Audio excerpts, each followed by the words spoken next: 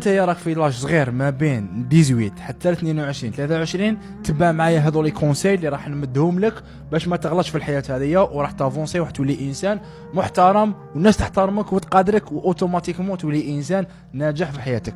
الحاجه الاولى اللي ننصحك بها والمهمه واللي راهي بزاف تاع الناس يديروها واللي هي نساء البنات على بالي بلي راهم يضلوا يتبعوا فيهم. كان واحد اللي يقول لك يا ودي لازمني نربي طفله كي تكون صغيره. خويا العزيز الطفله ما راهيش فلوس باش تربيها، ما راهيش فلوس باش تبقى تقول لي ربيها على يدي ونكبرها وتكبر معايا. لا لا خويا العزيز، عندك ان سارتان لاج اللي لازم لك تحترمه كيما حنا نقولوا من 18 حتى ل 21 23 24.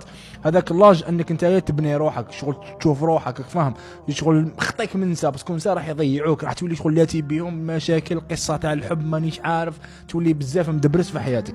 الحاجه الدوزيام اللي ننصحك بها اللي هي الصحبه الحسنه، ما تصحبليش هذيك الصحبه السيئه اللي نهار كامل هو يقول لك روحوا القهاوي يروحوا القهاوي يروحوا مانيش عارف انا يا وين نروحوا ندوروا، يروحوا نتفرجوا لي ماتش، يروحوا نسهروا، يروحوا نديروا. هذا الصاحب غير اخطيك منه باسكو ما راحش تنجح وما راحش يوصلك وراح تجيب غير المشاكل غير روحك انت. اذا راك حاب تنجح فري شوف انسان يقول لك يروحوا نصلوا يروحوا نطرينوا باش تبني كورش الباب باش الناس تحترمك تولي تلبس حطه الناس كامل تقول ربي يبارك، عنده كونفيونس في روحه عنده ثقه الى اخره. الحاجه التروازيام واللي ننصحك بها وعلى بالي بلي هي ماشي نورمالمون انا نقولها لك، هي نورمالمون على بالك بها واللي هي صلاتك خويا العزيز. صلاتك لا تفرط فيها، ما تفرطش فيها مهما كانت فاهم. على بالي بلي تكون دير بزاف غلطات مي صلي غلط تصلي غلط تصلي غلط تصلي. هذه هي ثلاثه صوالح اللي نصحتكم بهم انكم باش تولوا انسان ناجح وانسان متربي وانسان محترم وانسان ثقه ومام كي تكبر تجي تشوف في عقلك تربيت صاي.